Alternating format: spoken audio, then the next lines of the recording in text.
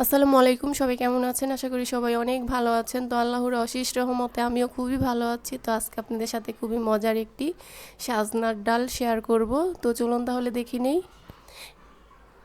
সাজনার ডাল রান্না করার জন্য এখানে আমি সাজনাগুলি নিয়েছি, এখন ছিলে পরিষ্কার করে নিতে হবে। সাজনার ডাল কিন্তু খেতে খুবই ভালো লাগে। তো আপনারা খেয়েছেন কিনা জানি না, যারা না খেয়েছেন তারা অবশ্যই ট্রাই করবেন। তো আমি হাতের আঙুলের সাইজ করে কেটে নিচ্ছি, সবগুলো এইভাবে করে কেটে তারপর ছিলে পরিষ্কার করে নিব। আর এই ডালটা কিন্তু একদম পাতলা করব না, মেখে তারপর রান্না করব। আধা ভাঙা করে মুসুরির ডালটা দিয়ে রান্না করব, খেতে কিন্তু খুবই ভালো লাগে।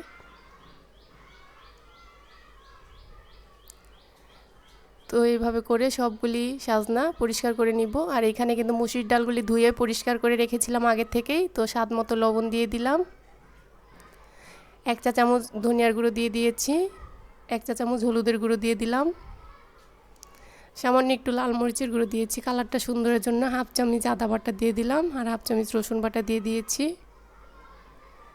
1 চা চামচের মতন ভাজা জিরার গুঁড়ো দিয়ে দিয়েছি। এখন পেঁয়াজ কুচি দিয়ে দিলাম আর কাঁচামরিচ ফালি দিয়ে দিয়েছি। অল্প তেল দিব, এটা আমি কিন্তু লাস্টে আবার বাগার দিব, তো সেজন্য অল্প তেল দিয়ে ডালটাকে ভালো করে মেখে নিব। এই ডালটা কিন্তু একদম পাতলা করা যাবে না, ডালগুলি আধা ভাঙা করে তারপর সাজনাটা দিয়ে রান্না করব, তাহলে খেতে বেশি ভালো লাগবে। তো ডালগুলি কিন্তু মাখা হয়ে গেছে, এখন পরিমাণ মতন পানি দিয়ে দিব, বেশি পানি দেওয়ার দরকার নেই।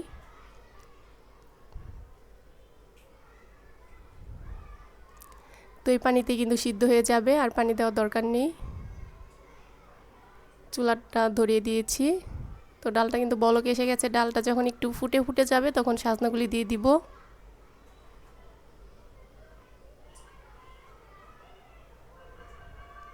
তো এইখানে ডাল রান্না করার জন্য ক্যাঙ্গারুর ডালটা নেবেন, তাহলে কিন্তু ডালটা ভালোভাবে ফুটে যাবে। তো আস্তে একটা টমেটো দিয়ে দিয়েছি। তো এইখানে কিন্তু আমি কৃষ্ণমরিচ নিয়েছি, 2 রকমের কৃষ্ণমরিচ, কালো আর সবুজ কালারের কৃষ্ণমরিচ দিয়ে দিয়েছি। আর সাজনাগুলি দিয়ে দিলাম, সাজনাগুলি কিন্তু আগে থেকে ধুয়ে পরিষ্কার করে নিয়েছিলাম। তো এখন সাজনাগুলি দিয়ে দিব।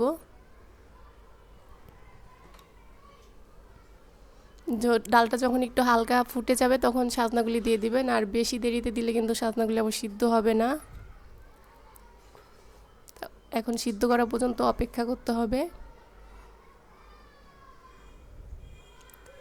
তো সাজনাগুলি কিন্তু সিদ্ধ হয়ে গেছে, অনেকটা নরম হয়ে গেছে, ডালগুলি কিন্তু একদম ভালোভাবে ফুটে গেছে, দেখতেই পাচ্ছেন একদম ডালটা কিন্তু ঘন ঘন হয়ে যাচ্ছে। বাগার দিলে কিন্তু আরও ঘন হয়ে যাবে। ঘন হয়ে গেছে, এই পর্যায়ে নামিয়ে এখন আমি ডালটা বাগার দিয়ে নিব। তো কয়েকটা শুকনা মরিচ ছিঁড়ে দিয়ে দিয়েছি, রসুন কুচি দিয়ে দিলাম, আর পেঁয়াজ কুচি দিয়ে দিয়েছি ডাল বাগার দেওয়ার জন্য। একদম বাদামি কালার করে তারপরে পেঁয়াজগুলি ভেজে ডালটা বাগার দিতে হবে, তাহলে কিন্তু ডালটা খেতে বেশি ভালো লাগবে আর খুব সুন্দর ঘ্রাণ বের হবে। একদম ব্রাউন কালার হয়ে গেছে, দেখতে পাচ্ছেন। নামানোর আগ দিয়ে অল্প একটু জিরা দিয়ে দিব ভেজে নেওয়ার জন্য, বেশি আগে দেওয়ার দরকার নেই, তাহলে পুড়ে যাবে। তো হয়ে গেছে, এখন দিয়ে দিলাম পেঁয়াজ রসুন একসাথে ঢেলে। তো নামানোর আগ দিয়ে ধনিয়া পাতা কুচি দিয়ে দিয়েছি, নাড়াচাড়া করে মিশিয়ে নিতে হবে। দেখুন কত সুন্দর হয়েছে সাজনার ডালটা, খেতেও কিন্তু খুবই ভালো হয়েছে। তো এইভাবে করে ট্রাই করবেন কিন্তু অবশ্যই। তো এই পর্যায়ে নামিয়ে ফেলতে হবে, ঠান্ডা হলে কিন্তু আরও ঘন হয়ে যাবে। বোম্বাই মরিচ দিয়ে খাবেন, খেতে আরও বেশি ভালো লাগবে। আর ডালটা কিন্তু একটু ঝাল ঝাল করে রান্না করতে হবে, তাহলে ভালো লাগে বেশি, ঝাল কম হলে কিন্তু খেতে ভালো লাগে না। তো আমি বেড়ে নিচ্ছি, দেখতে পাচ্ছেন কত সুন্দর হয়েছে ডালটা, দেখতে যতটা সুন্দর হয়েছে খেতে কিন্তু আরও বেশি ভালো হয়েছে। তো এইভাবে করে আমার রেসিপি ফলো করে বাসায় একবার হলো ট্রাই করবেন।